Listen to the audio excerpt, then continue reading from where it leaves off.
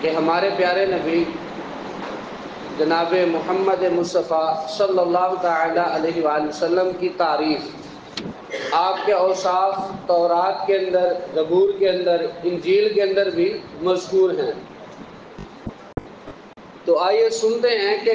کس طرح نبی پاک صلی اللہ تعالیٰ علیہ وآلہ وسلم کو تورات کے اندر، زبور اور انجیل کے اندر آپ کے اوصاف کو ذکر کیا گیا، یعنی وہ الفاظ کیا کیا ہیں جو شان مصطفیٰ صلی اللہ تعالیٰ علیہ وآلہ وسلم کے اندر بیان کیے گئے۔ بخاری شریف کے اندر حدیث مبارک ہے، حضرت عطاء بن یسار رضی اللہ تعالیٰ عنہ نے حضرت عبداللہ بن عمر رضی اللہ تعالیٰ عنہما سے سید عالم صلی اللہ تعالیٰ علیہ وآلہ وسلم کے وہ والے اوصاف پوچھے جو تورات شریف میں مذکور ہے۔ تو انہوں نے فرمایا، حضرت عبداللہ بن عمر نے، کہ اللہ کی قسم، حضور سید عالم صلی اللہ تعالیٰ علیہ وآلہ وسلم کے جو اوصاف قرآن مجید کے اندر آئے، انہی میں سے بعض اوصاف تورات کے اندر بھی مذکور ہیں۔ اس کے بعد حضرت عبداللہ بن عمر رضی اللہ تعالیٰ عنہ نے پڑھنا شروع کیا کہ جو جو اوصاف حضور کے بیان کیے گئے۔ فرمایا کہ اے نبی، ہم نے تمہیں شاہد، مبشر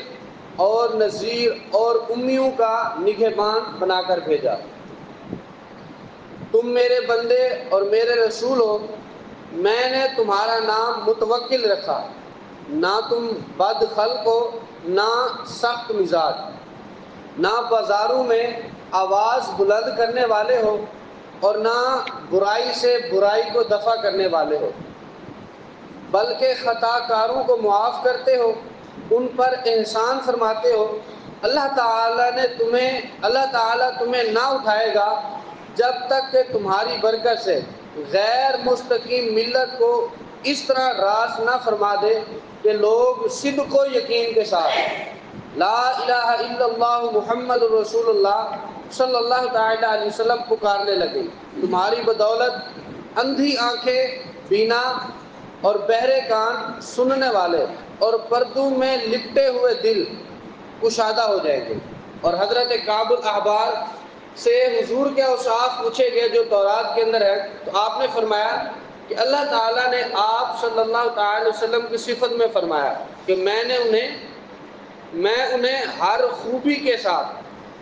ہر خوبی کے قابل کر دوں گا، ہر خلق کریم عطا فرماؤں گا، اطمینان قلب اور وقار کو ان کا لباس بناؤں گا، اور طاعات و احسان کو ان کا شعار کروں گا، تقوی کو ان کا ضمیر، حکمت کو ان کا راز، صدق و وفا کو ان کی طبیعت، عفو و کرم کو ان کی عادت، عدل کو ان کی سیرت، اظہار حق کو ان کی شریعت، ہدایت کو ان کا امام، اسلام کو ان کی ملت بناؤں گا۔ احمد ان کا نام ہے، مخلوق کو ان کے صدقے میں گمراہی کے بعد ہدایت، جہالت کے بعد علم و معرفت، گمنامی کے بعد رفعت و منزلت عطا کروں گا۔ انہی کی برکت سے قلت کے بعد کثرت، فقر کے بعد دولت، تفرقے کے بعد محبت عنایت کروں گا۔ انہی کی بدولت مختلف قبائل، غیر مجتمع خواہشات اور اختلافات رکھنے والے دلوں میں الفت پیدا کروں گا۔ ان کی امت کو تمام امتوں سے بہتر کر دوں گا۔ اسی طرح تورات شریف کے حوالے سے ایک اور حدیث مبارک ہے کہ میرے بندے احمد مختار، ان کی جائے ولادت مکہ مکرمہ اور جائے ہجرت مدینہ طیبہ ہے۔ ان کی امت ہر حال میں اللہ تعالیٰ کی کثیر حمد کرنے والی ہے۔ اور مفتی احمد یار خان نعیمی رحمۃ اللہ تعالی فرماتے ہیں کہ اہل کتاب ہر زمانے کے اندر اپنی کتابیں تراش خراش کرتے رہے، یعنی ان کے اندر کمی بیشی کرتے رہے۔ ان کی بڑی کوشش اس پر مسلط رہی کہ حضور صلی اللہ تعالیٰ علیہ وسلم کا ذکر اپنی کتابوں کے اندر نہ چھوڑیں، یعنی جس آیات کے اندر جہاں جہاں حضور کا ذکر ہے، حضور کی شان بیان کی گئی، تو ان کی یہ کوشش رہی کہ ہم ذکر مصطفیٰ کو مٹا دیں۔ اور اللہ تعالیٰ فرماتے ذکر روکے فضل کاٹے، نقص کا جو یار ہے پھر کہے مرتد کہ ہوں امت رسول اللہ کی۔ اور فرمایا کہ بڑی انہوں نے کوشش کی، تورات اور انجیل ان کے ہاتھوں میں تھی، اہل کتاب کے، اس لیے انہیں اس میں کوئی دشواری نہ تھی، یعنی کتابیں ان کے پاس تھیں، وہ بغیر جھجک بغیر کسی پریشانی کے حضور کی شان کو ختم کرتے رہے، یعنی اپنے طور پر وہ مٹانے کی کوشش کرتے رہے۔ لیکن ہزاروں تبدیلیاں کرنے کے باوجود موجودہ زمانے، اس وقت جو ان کے پاس بائبل موجود ہے، اس کے اندر بھی حضور کی بشارت، یعنی حضور کی آمد کا کچھ نہ کچھ ذکر ضرور موجود ہے۔ یعنی اپنے سر پاؤں سارا زور لگا لیا، پھر بھی حضور کی شان کو مٹا نہ سکے، کیونکہ اللہ تعالیٰ نے حضور کی شان بلند فرمائی، فرمایا کہ وَرَفَعْنَا لَكَ ذِكْرَكَ، اے حبیب ہم نے آپ کا ذکر آپ کے لیے بلند کر دیا۔ تو حضور سید عالم صلی اللہ علیہ وسلم کی بشارت، جو آپ کی ولادت کی بشارت، جو اس وقت جو بائبل ہے اس کے اندر جو موجود ہے، وہ کیا ہے کہ اس کی جو 16واں، یعنی بائبل کی جو باب نمبر 14 16ویں آیت کے اندر لکھا ہے، اور میں باپ سے درخواست کروں گا کہ وہ تمہیں دوسرا مددگار بخشے کہ اب تک تمہارے ساتھ رہے۔ لفظ مددگار پر جو حاشیہ، یعنی اوپر جو فرمایا لکھا کہ تمہیں دوسرا مددگار بخشے، اس کے معنی ہے، مددگار کے معنی ہوتے ہیں وکیل یا شفیع، اور پھر لکھتے ہیں کہ اب حضرت عیسیٰ علیہ السلام کے بعد آنے والا ہے، یعنی حضور کی جو ولادت مبارکہ ہے وہ حضرت عیسیٰ علیہ السلام کے بعد ہے۔ عیسیٰ علیہ السلام اور حضور علیہ السلام کے درمیان کوئی نبی نہیں تشریف لائے، یعنی حضرت عیسیٰ علیہ السلام کے بعد سید عالم صلی اللہ تعالیٰ علیہ وسلم ہی کی ولادت ہے، آپ ہی تشریف لائے۔ اب وہ کہتے ہیں کہ وہ جو مددگار ہوگا، جو شفیع ہوگا، جو ہے وہ تمہارا وکیل بنے گا، تمہاری شفاعت کرے گا، وہ عیسیٰ علیہ السلام کے بعد تشریف لائے گا۔ اچھا، جو شفیع ہوا ہو اور ابد تک رہے گا، یعنی ہمیشہ ہمیشہ کے لیے وہ تمہارا شفیع اور مددگار ہے، اور اس کا دین کبھی منسوخ نہیں ہوگا۔ اور فرماتے ہیں یہ تو ظاہر سی بات ہے کہ سید عالم صلی اللہ علیہ وسلم کون ہے، یعنی عیسیٰ علیہ السلام کی ولادت کے بعد کہنے لگے کہ ایک نبی تشریف لائیں گے، اور جب اوصاف بیان کر دیے، اب کہتے ہیں کہ حضور علیہ السلام، یہ کون کہہ رہے ہیں؟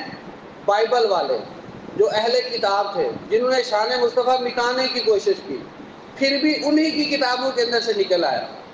یعنی جس کام کو کرنے کے لیے انہیں سارا زور لگا دیا، وہی کام ان کی اپنی کتابوں سے نکل آیا۔ ان کی اپنے جو ہے، جو وہ کتابیں پڑھتے ہیں، جنہوں نے تراش فراش کی، پھر بھی حضور کی شان انہی کی کتابوں سے نکل آئی۔ کہنے لگے کہ وہ مددگار بھی ہوگا، مدد بھی کرے گا،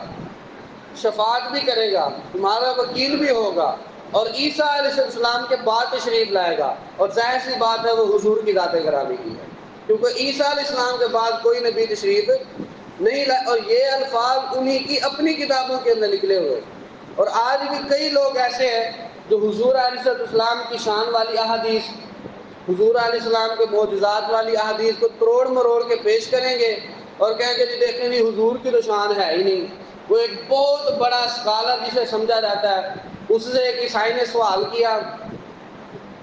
کہ جی بتائیں آپ کہ آپ کے نبی مردہ زندہ کر سکتے ہیں یا نہیں؟ تو عیسائی نے سوال کیا۔ اب وہ حضرت کیا کہنے لگے جی ہمارے نبی کے بارے میں تو قرآن کے اندر آیت کوئی نہیں ملتی کہ ہمارے نبی کی شان کے اندر یہ چیز ہو، اور نہ کوئی حدیث ملتی ہے کہ جس کے اندر یہ بیان کیا گیا ہو کہ حضور علیہ السلام نے کوئی مردہ زندہ کیا۔ ہاں، حضرت عیسیٰ علیہ السلام نے مردے زندہ کیے ہیں۔ اب بندہ اس کو کہے کہ تجھے حدیثیں ملی نہیں۔ اچھا، اب وہ عیسائی اگر اس کو یہ کہتا کہ دیکھیں جی پھر تو ہمارے نبی کی شان آپ کے نبی سے زیادہ ہوئی، کہ ہمارے نبی تو مردہ زندہ کرے، تمہارے نبی تو کر کچھ نہیں سکتے، تو اب تم عیسائی ہو جاؤ، تو کیا وہ باندر عیسائی ہو جائے گا؟ یعنی اس طرح بنانے کی کوشش کرتے ہیں کہ معاذ اللہ حضور کے اوصاف ہیں ہی نہیں۔ اور پھر ہم میں سے ہی کئی لوگ، ہاں جی بات تو بڑی صحیح کر رہا ہے۔ اب اس حضرت نے حوالہ دیا ایک سورت آیت مبارکہ کا، مثال کے طور پر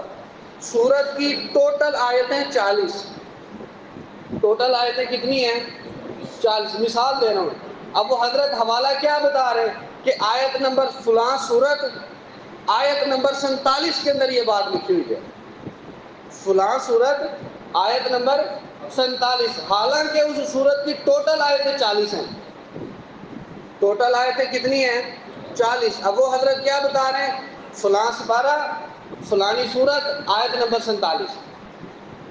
اور ہم کیا کریں؟ واہ یار کیا بات ہے، اتنا مضبوط حافظہ، اتنی جو ہے وہ اتھینٹک بات، ایسا جو ہے وہ بندہ جو ہے وہ اتنا بڑا وسیع و ظرف وسیع حوالے، یعنی ہم اتنے ہی گئے گزرے ہیں۔ اچھا پھر ایسے بندے کو جب سنا بھی جا رہا ہے، لائک بھی کیا جا رہا ہے اور پسند بھی کیا جا رہا ہے، اور یہ بھی کہا جا رہا ہے کہ ہاں جی یہ بندہ جو ہے وہ صحیح دین کا ترجمان ہے، یہ بندہ جو ہے وہ صحیح دین کی جو ہے وہ رکھوالی کر رہا ہے، یعنی آیتیں اتنی ہیں ہی نہیں جتنی وہ بیان کر رہا ہے، اور ہم جو ہے وہ کہہ رہے ہیں نہیں جی بات تو اس نے بڑی اچھی کی ہے۔ پھر ہم میں سے ہی لوگ ہوتے ہیں جو گمراہ ہو جاتے ہیں، پھر کہتے ہیں جی مجھے جو ہے وہ آپ نے گمراہ کہہ دیا، مجھے جو ہے وہ بدعقیدہ کہہ دیا، مجھے جو ہے وہ آپ نے یہ کہہ دیا۔ تو بھائی آپ کو کوئی بات کی گئی ہے تو آپ کم از کم قرآن پاک کھول کے دیکھیں تو صحیح سورت کی آیتیں کتنی ہیں۔ بس اس نے یہ کہہ دیا کہ جی فلاں سپارہ سیدھی سائڈ آیت سورت نمبر فلاں آیت نمبر 47، حالانکہ اس سورت کی آیتیں کتنی ہیں؟ 40۔ یہ تو ایک بلنڈر ہے، اس طرح کے ہزاروں بلنڈر ہیں۔ اب وہ شرعی مسئلے بیان فرماتے ہیں حضرت، اور ہم جو ہے وہ اس کو سن رہے ہوتے ہیں، تو کوشش کریں اس طرح کا نہ کہہ دیں۔ کم از کم اتنا بندے کے اندر ایمانی غیرت ہونی ہی چاہیے کہ اس کو اتنی تو سمجھ آ ہی جائے کہ یار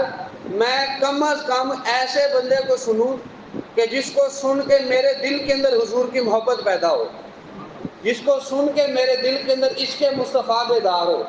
جس کو سن کے اندر میرے دل کے اندر یہ بات آئے کہ یار میں کتنا خوش نصیب ہوں کہ میں جس نبی کا کلمہ پڑھتا ہوں اس نبی کی یہ شان ہے۔ کم از کم اتنا تو بندے کے اندر ایمانی غیرت ہونی ہی چاہیے۔ ہاں ہم اس کو سنتے جو کہہ کے جی دیوار کے پیچھے کا علم نہیں، وہ جی معاذ اللہ نبی مار کر مٹی ہو گئے، جی معاذ اللہ نبی کو کاری کچھ نہیں سکتے، اور ہم بھی ایسوں کو سنتے ہیں۔ پھر ہوتا کیا ہے؟ پھر جب جو ہے وہ قبر کے اندر جائیں گے، وہ فرمایا تھا کہ حشر کو ہوگا یہ معلوم کہ جیتا کون اور ہارا کون، اور ہم سوئے حشر چلیں گے شاہ ابرار کے ساتھ، قافلہ ہوگا رواں قافلہ سالار کے ساتھ، یعنی یہ اس وقت پھر پتہ چلے۔ اچھا ایسے لوگ جب دنیا کے اندر بھی مرتے ہیں تو شکلیں بھی دیکھنے والی نہیں ہوتی کہ یار آپ کیسے امتی ہیں کہ آپ کلمہ بھی نبی کا پڑھتے ہیں اور شان گھٹانے کی کوشش بھی اسی نبی کی کرتے ہیں، یعنی یہ کیسا آپ کا ایمان ہے؟ یعنی ایک طرف آپ کہتے ہیں جی یہ میرے والد گرامی ہیں، اور دوسری طرف آپ اس کو گالی بھی دیتے ہیں، میرا ابا یوں ہے جی، میرا ابا یوں ہے، میرا ابا۔ تو بتائیں آپ کی محبت ہے والد سے؟ کون کہے گا کہ یار تو اپنے ابے سے محبت کرتا ہے؟ تو بلا تشبیہ و تمثیل آپ کلمہ نبی کا پڑھتے ہیں، اور اسی نبی کی شان کی جہاں پر بات آ جائے تو کہتے ہیں نہیں یہ شان ہونی نہیں چاہیے۔ یعنی اللہ تعالیٰ نے معاذ اللہ جو ہے وہ غلط فیصلہ کیا، اس نے اپنے محبوب کو یہ شانے کی آپ کے پاس زیادہ علم ہے، آپ جو ہے وہ اٹھ کے تبصرہ کریں۔ تو کم از کم اتنا ہمارے اندر ایمان ہونا ہی چاہیے کہ جہاں پر حضور کی شان بیان کی جا رہی ہو، حضور کے اوصاف سن کے کلیجے کے اندر ٹھنڈ پڑ رہی ہو، وہاں پر جائیں، وہاں پر سنیں۔ اور دیکھیں تورات کے اندر، عیسائیوں کی کتابوں کے اندر شان مصطفیٰ لکھی ہوئی ہے، یعنی یہ وہ لوگ ہیں کہ جو حضور کو نبی ہی نہیں مانتے، ان کی کتابوں کے اندر بھی یہ بات لکھی ہوئی ہے کہ حضور کی یہ شان ہے، اور ہم جو ہے وہ پتہ نہیں کس طرح کے لوگ ہیں، قرآن پاک بھی پڑھتے ہیں، احادیث بھی پڑھتے ہیں، حضور کا اوصاف بھی سارا کچھ سنتے ہیں، اس کے بعد ہم کیا کہہ رہے تھے؟ فلانا بھی ٹھیک کہہ رہا تھا، فلانا بھی ٹھیک کہہ رہا تھا۔ تو یہ ہمارے ایمان کی کمزوری ہے کہ کم از کم ہمارا ایمان اتنا تو مضبوط ہو کہ یار میں صرف اس بندے کو سنوں، اس بندے کے ساتھ اٹھوں، اس بندے کے ساتھ بیٹھوں، اس بندے کو پسند کروں کہ جس کو سن کے میرے دل کے اندر میرے نبی کی محبت بیدار ہو۔ کم از کم اتنا بندے کے اندر ایمان ہونا، اتنا تو پختہ ایمان بندے کو۔ ہمارے باپ کو کوئی گالی دے تو کیا ہم اس کو جتیاں ڈالیں گے؟ کبھی بھی نہیں ڈالیں گے۔ یار ایسے لاکھوں کروڑوں دنیا کے اوپر والد موجود ہیں، سارے حضور کے قدموں پہ قربان کر دیے جائے، پھر بھی حضور کے پاؤں کے نیچے جو مٹی لگی اس مٹی کے بھی برابر نہیں ہو سکتے۔ ہم باپ کے بارے میں سنتے نہیں، اور حضور کے بارے میں جہاں پہ کہہ دی جائے کوئی غلط بات، ہم ہاں بات تو صحیح ہے، بات تو بڑی ٹھیک ہے، اور ہم متاثر بھی ہو جاتے ہیں۔ تو کم از کم ہمیں جو ہے وہ اپنے ایمان کو اتنا تو مضبوط کرنا ہی چاہیے کہ کم از کم ہمارا ایمان اتنا مضبوط ہو کہ ہم حضور کی شان سنیں، ہم حضور کے اوصاف کو سنیں، ہم جو ہے وہ ایسی جو ہے وہ شان مصطفیٰ سنیں کہ جس سے سن کر ہمارے دل کے اندر جذبہ ایمان بیدار ہو۔ بلکہ روایات کے اندر یہاں تک اوصاف آتے ہیں کہ کئی اولیاء کرام کا یہ معمول رہا ہے کہ جب انہیں کوئی پریشانی لاحق ہوتی تو جا کر حضور کی احادیث سننا شروع کر دیتے تھے، اور کہتے تھے یار ساری پریشانیاں ختم ہوگی جب ہم سنیں گے کہ مدینے والے رسول مسکرایا ایسے کرتے تھے، مدینے والے رسول چلا ایسے کرتے تھے، مدینے والے رسول دیکھا ایسے کرتے تھے، مدینے والے رسول بات ایسے کیا کرتے۔ وہ کہتے تھے جب ہم حضور کے یہ اوصاف سنتے ہیں تو ہماری ساری پریشانیاں ختم ہو جاتی ہیں۔ تو ہمیں بھی جو ہے وہ کوشش کرنی چاہیے کہ ہم بھی اس طرح کی باتیں سنیں، اس طرح کی باتوں پر توجہ دیں۔ اللہ تعالی ہمیں عمل کرنے کی توفیق